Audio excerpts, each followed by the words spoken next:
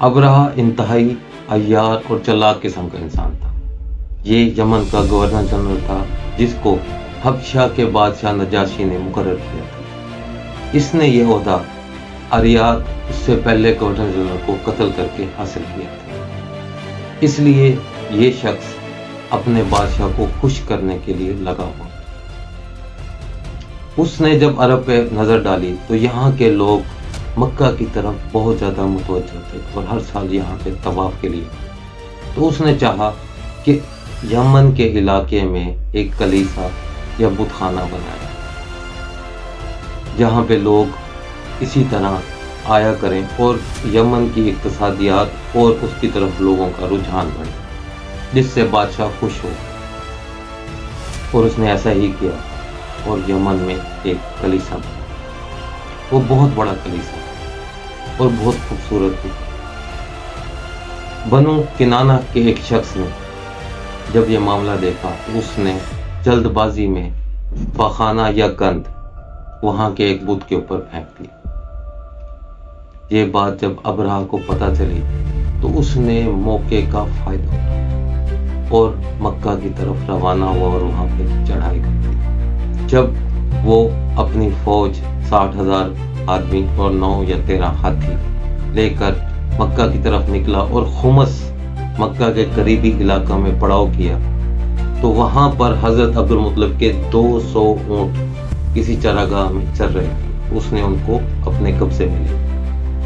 جب حضرت عبدالمطلب کو یہ بات معلوم ہوئی تو وہ ابرہہ کی طرف آئے اور جب ان سے ملے تو ابرہہ حضرت عبدالمطلب کی وجیح شخصیت دیکھ کر بہت زیادہ متاثر ہوئے اور وہ ارادہ کر بیٹھا تھا کہ وہ یہاں سے روانہ ہوگا اور حملہ نہیں کرے، لیکن حضرت عبدالمطلب نے اس سے کہا کہ مجھے میرے 200 اونٹ واپس دیا۔ ابرہہ نے کہا کہ میں نے تو سمجھا تھا کہ آپ اس سے مکہ پہ حملہ کرنے سے منع کریں گے، لیکن آپ نے یہ بات کر کے بہت چھوٹی بات کی۔ حضرت عبدالمطلب نے فرمایا کہ یہ 200 اونٹ میری ملکیت ہے اور وہ گھر اللہ کا ہے۔ اگر وہ اسے بچانا چاہے تو تم اس کا کچھ نہیں بگاڑ سکتے، اگر وہ اس کو نہ بچانا چاہے تو ہم اسے نہیں بچا سکتے۔ یہ بات کہہ کر حضرت عبدالمطلب مکہ واپس آئے اور لوگوں کو اس پورے واقعے کا احوال بتایا۔ لوگ وہاں سے اپنا ساز و سامان اٹھا کر پہاڑی پہ چڑھ اور یہ سارا نظارہ دیکھنے لگے۔ اگلی صبح جب ابرہہ مکہ کی طرف چلنے لگا تو اس کے ہاتھیوں نے دوسری طرف رخ کر لیا۔ ابھی وہ اس معاملے کو سمجھ ہی رہا تھا کہ اوپر سے ابابیل کا ایک جھنڈ نمودار ہوا۔ ان ہر ابابیل کے پاس 3 پتھر تھے، ایک اس کی چونچ میں اور 2 اس کے پنجوں میں۔ ابابیل کے سائز یا اس کی شباہت کے معاملے میں مختلف علماء کا اختلاف۔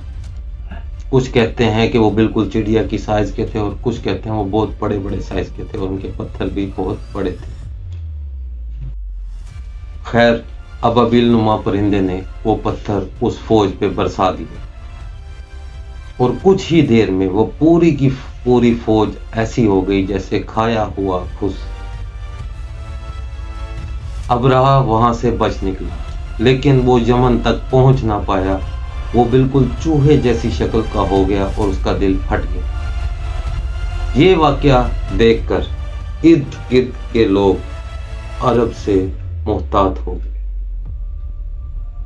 اور وہ سمجھ گئے کہ یہ کوئی روحانی طاقت یہاں پر نمودار ہونے لگی، اور ایسا ہی ہوا۔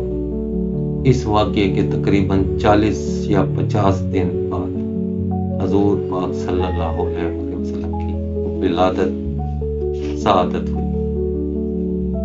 یہ ویڈیو ہم یہاں پہ ختم کریں گے اور اگلی ویڈیو میں حضور پاک صلی اللہ علیہ وسلم کی ولادت کے بارے میں پورا کنٹینٹ بنائیں گے۔